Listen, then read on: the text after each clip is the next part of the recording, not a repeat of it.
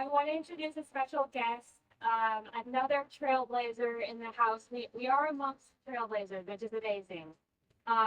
Sacramento District Attorney Thiên is able to attend today only. He is the first and only Vietnamese American DA in the country, and role model trailblazer icon, according to Chương, and the first and only Vietnamese American head of a law office. And, you know, it's amazing after 50 years in this country as a community, we are still breaking barriers. And it's beautiful, everybody. I don't know if this is going. Hello, everybody. Can I get everybody to step on over here? Because I have a message to all the Vietnamese lawyers in the house. Please come over, because I think it's important to hear the message about our people and where we've gone in the last 50 years. So can I get a couple people to come over here? Hello? You gotta get closer. All right. Yeah. Okay, I need to get closer? Yeah. All right. Can I ask that all the Vietnamese lawyers in the house come on over? Because I want to talk a moment about how far we've traveled here in the last 50 years as Vietnamese lawyers and Vietnamese Americans, because it's really important.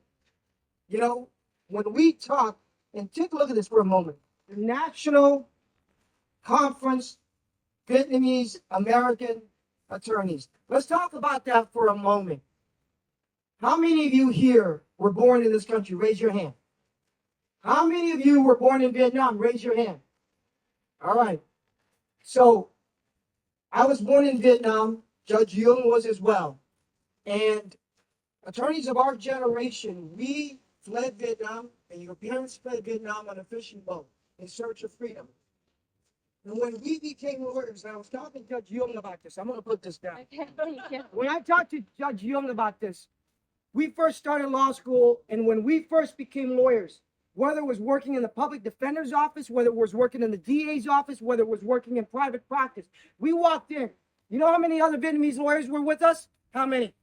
Zero. None. How many were on the bench? Zero. All right. How many were elected officials? Zero. All right.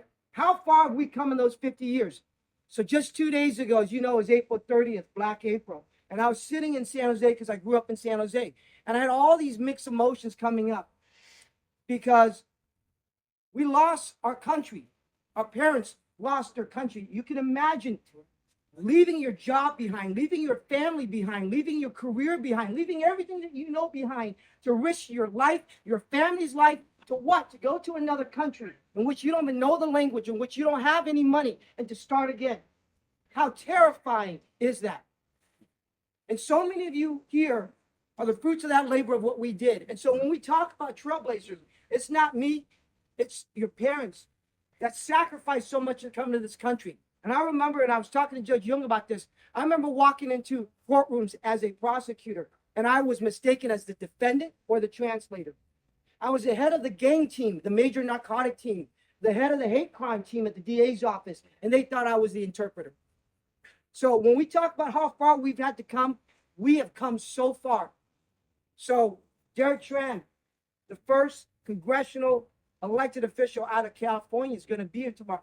Jackie Yung, one of our first Vietnamese judges. And so out of 2,400 elected DAs in the country, 2,400, you know how many are Asian? How many? 100? 10. No. 10. I'm number 10.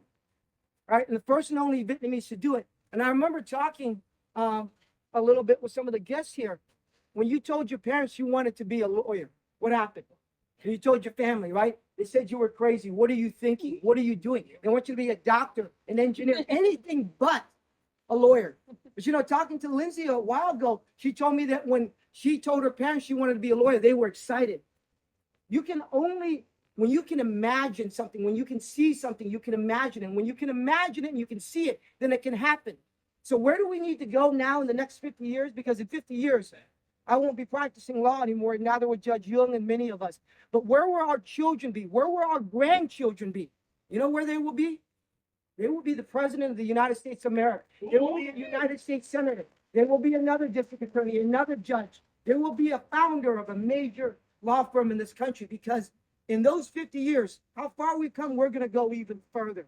but it's through organizations. And I want to congratulate Lindsay and NCBAA for really doing what they do, is to bring us together, because I can tell you that when we first started law school here, Judge Young and I, we could not imagine standing here on a rooftop in the capital of the most powerful country in the face of the earth and be surrounded by Vietnamese American lawyers. We could have never imagined that. But you know what? It's a reality. And where we are going, there is no limit. There is no restriction. And we can accomplish anything. But as I always say, and I'll end it on this, a rising tide lifts all ships. A rising tide lifts all ships. And it's very symbolic to say that, because it was a rising tide that lifted the ships that brought us and our families to this country. And now we are that rising tide. We are that rising tide to lift each other up. We are that rising tide that will lift up the next generation. We are the rising tide in terms of what we're going to do for America. So thank you so much. Yeah.